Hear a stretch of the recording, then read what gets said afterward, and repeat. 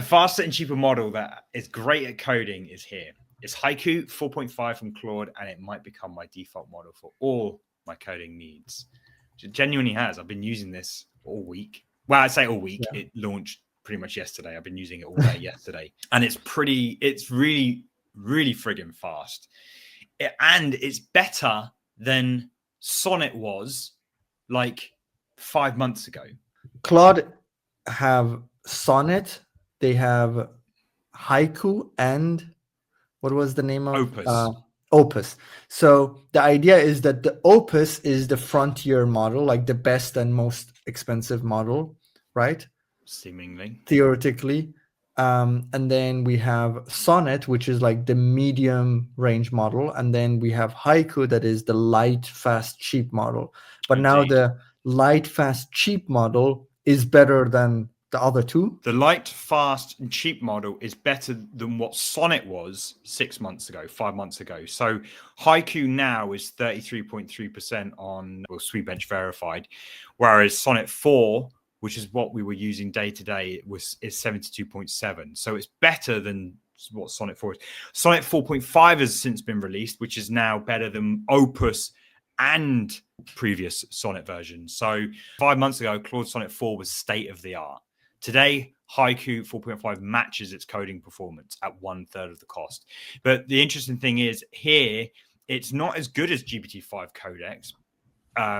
It's better than GPT-5 on the Sweetbench verified and much better than Gemini 2.5 Pro. These are comparable to frontier models, whereas this is their fast and cheap model. They're not comparing it to, realistically, this should compare it to GPT-5 Mini or Gemini 2.5 Flash, but it's not. It's comparing it to the other company's frontier models. So it's a really, really good model to have. Now, it has increased in price. It's $1 in, $5 out, where it used to be 70 cents in and then $3 out or something like that, or $4 out. So it is, I want to go backwards, actually.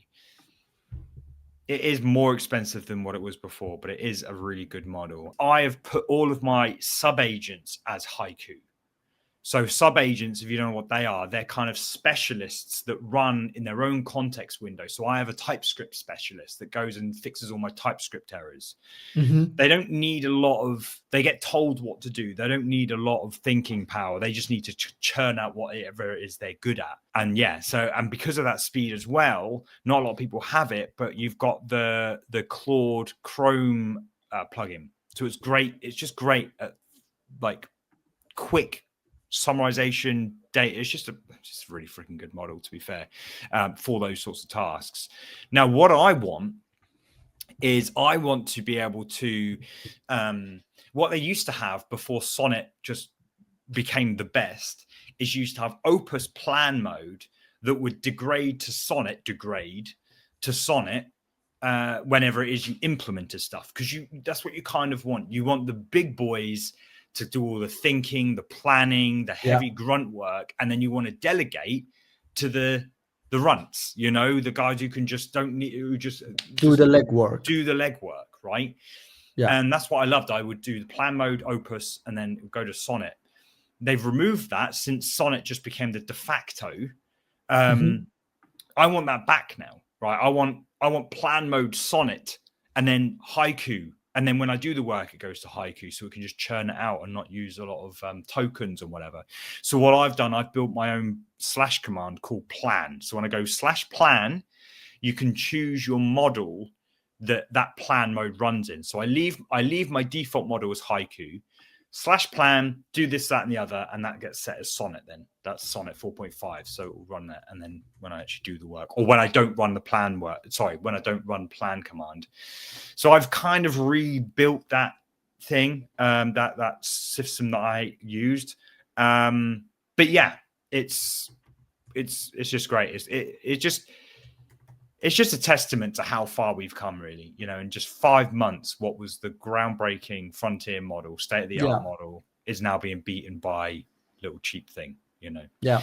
Saying all that, I've cancelled my Claude Code subscription.